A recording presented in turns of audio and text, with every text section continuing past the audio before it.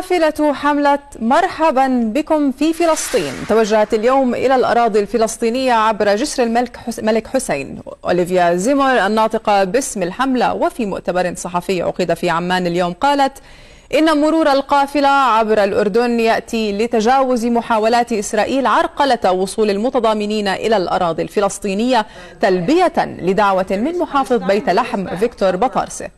زمر انتقدت المواقف الدولية ويشارك في الحملة 100 ناشط من أوروبا والولايات المتحدة، وهي تهدف إلى إيصال مجموعة من الأدوات المدرسة فلسطين عبر مطالبة شركات طيران أوروبية بعدم نقلهم على متن رحلاتها.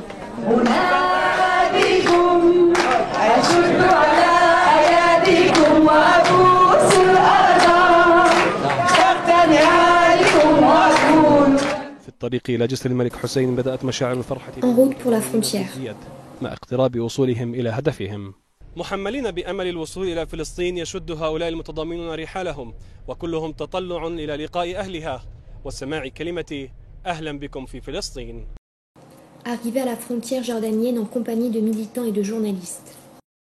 السلطات الأردنية سمحت للحملة بمغادرة أراضيها بعد أن أخطرت Checkpoint israélien, un sbire monte dans le car, prend les passeports et les rapporte rapidement en annonçant que les groupes ne peuvent pas passer et qu'il faut une autorisation individuelle à aller demander à l'ambassade israélienne en Jordanie. Tandis qu'il ordonne au chauffeur du car de faire demi-tour, un groupe de colons passe le barrage sans problème.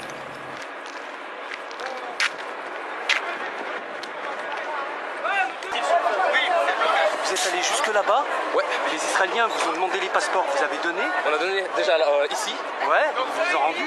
Non, ensuite on a été là-bas et après là-bas c'était retourné. Ouais, mais qui a les passeports alors? Les Jordaniens? Non, c'est bon, ils nous ont retourné. Ils nous ont donné. Ah, la démocratie israélienne! Bravo! Bravo, la démocratie israélienne!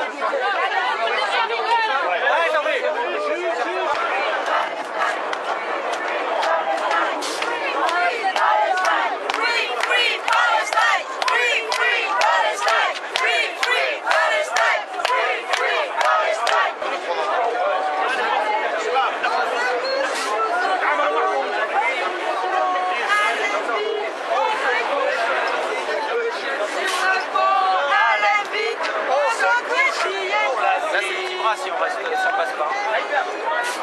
Vous inquiétez pas, on va bien se passer, on leur a dit qu'il fallait pas. ضامنين بأن الجانب الإسرائيلي سيمنع الحملة من دخول الضفة الغربية ليعودوا أدراجهم بعد مناوشة بين المتضامنين والجيش الأردني على الحاجز الأخير. محمد خالد، قناة فلسطين اليوم، من معبر الملك حسين في الأغوار الأردنية.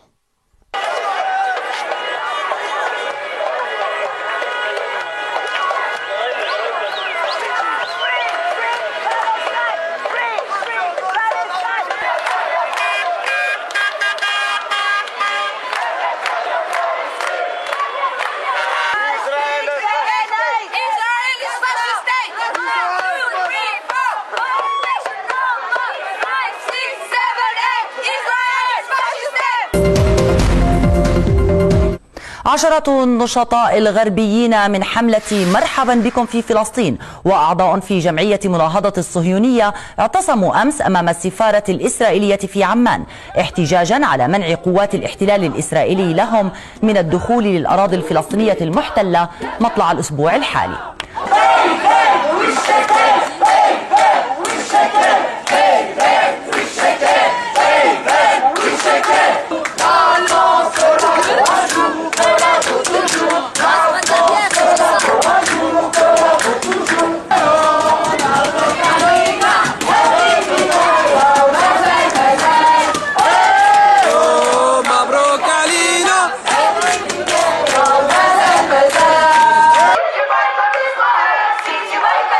Nous dénonçons le silence complice du gouvernement français qui n'a pas élevé la moindre protestation contre le refoulement de ses ressortissants ni demandé d'explications au gouvernement israélien.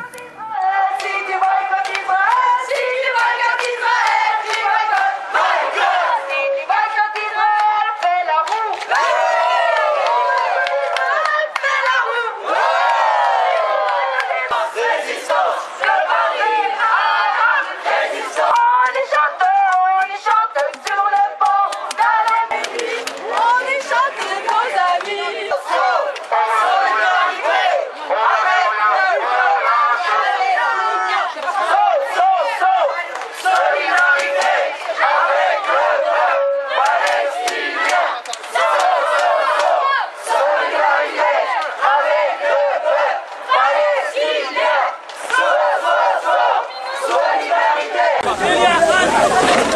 passons ensuite à l'ambassade d'Israël.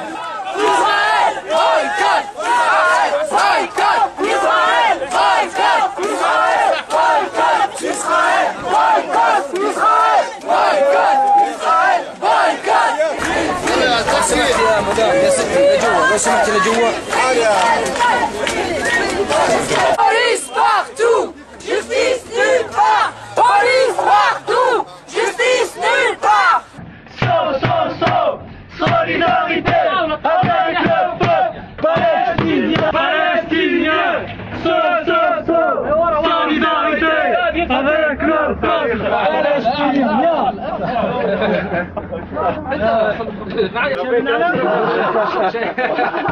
هذا اكسبريسو كافي.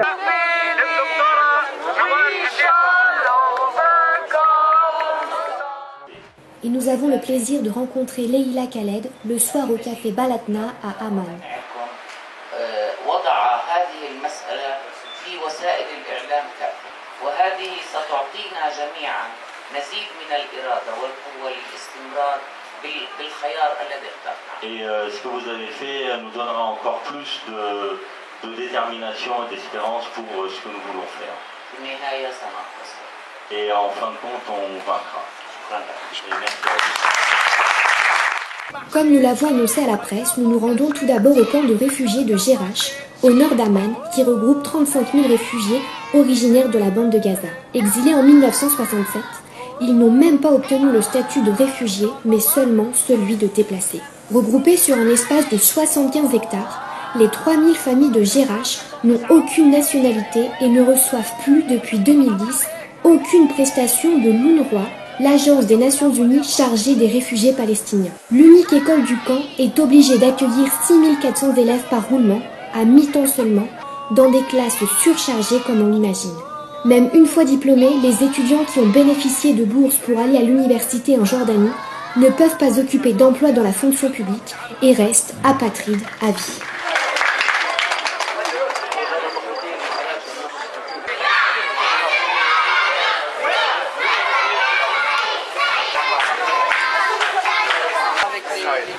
L'ensemble des fournitures scolaires apportées d'Europe ont été remises aux écoliers de ce camp et notre visite a contribué à rompre l'extrême isolement dont souffrent les réfugiés des camps de Cisjordanie. Après une visite du centre d'accueil des handicapés, de l'atelier de menuiserie, l'achat de broderie du camp, une remise de donations et un déjeuner commun convivial, les animateurs sociaux du camp nous disent même que notre venue à Jerash constitue la première visite de solidarité internationale depuis son installation en 1967.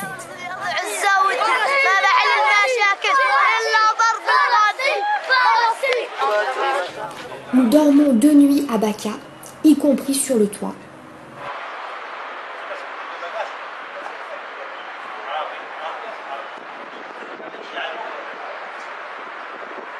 Et nous visitons son orphelinat, son théâtre, son atelier d'artisanat, régalé par des récitations, chants et danses, des enfants qui vivent dans des familles, mais viennent bénéficier de nombreuses activités au centre du camp.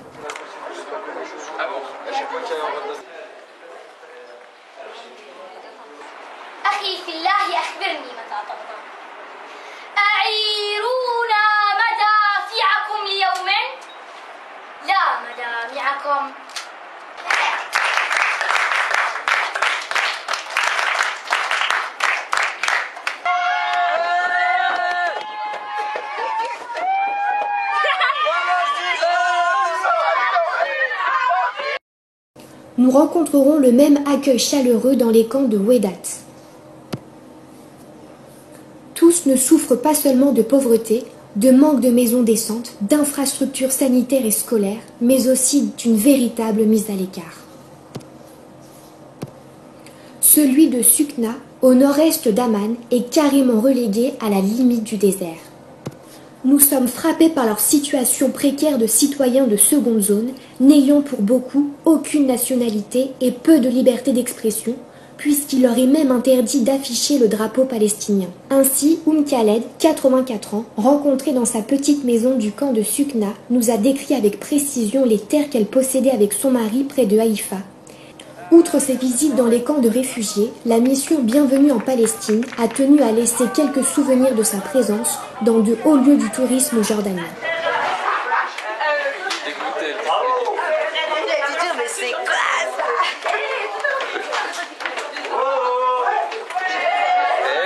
Difficile de quitter la Jordanie pour la centaine de militants qui ont vécu des moments très forts aux côtés des Palestiniens de Jordanie depuis le 24 août dernier. Aucun d'entre nous ne s'attendait en effet à un tel accueil. Nous savions que des millions de Palestiniens étaient établis en Jordanie, constituant la majorité de la population du pays, mais nous n'imaginions pas à quel point la Palestine était ancrée dans leur cœur et dans leurs préoccupations. 600 km de frontière avec la Palestine, quelques 400 000 Palestiniens à l'intérieur de 7 camps de réfugiés et plus de 3 millions d'autres vivant au rythme des événements en Palestine, mais ne pouvant que très difficilement exprimer publiquement leur attachement à leur patrie et à leurs droits fondamentaux, dont celui de pouvoir retourner chez eux, contribue certes à créer une situation très particulière dans tout le pays. Mais jamais nous n'aurions pensé que notre initiative susciterait un tel enthousiasme dans toutes les couches de la population. Les syndicats, les journalistes, les habitants des camps, mais aussi les commerçants et les gens de la rue, et même bon nombre de policiers n'ont cessé de nous encourager et de nous féliciter. À la télévision, dans les journaux et dans la rue, nous étions en permanence accueillis par des signes de victoire en forme de V et par Marhaba bikoun fi Palestine, traduction arabe de Bienvenue en Palestine sur toutes les lèvres. D'ordinaire contraints par le régime jordanien de taire leur attachement à la Palestine, au point qu'il est interdit de hisser le drapeau palestinien, la présence d'une centaine d'internationaux affichant Free Palestine ainsi que les couleurs de la Palestine a amené un nombre impressionnant de Palestiniens à exprimer leurs sentiments et leurs revendications. Ce qui explique l'ambiance extraordinaire au sein même de notre délégation tout au long du voyage. Allez, on y chante sur le monde. On y chante nos amis. On y chante, on y chante.